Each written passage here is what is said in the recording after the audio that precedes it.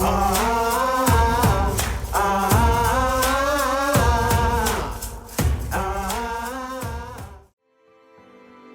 a beautiful snowy morning.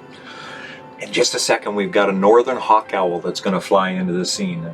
This morning I'm shooting with a Nikon Z7II. I wanted to see how well it would do with video capture on this hawk owl. They're so fast that I decided to shoot it in slow motion so you could take in all the brilliance of this scene with the snow. I hope you enjoy it.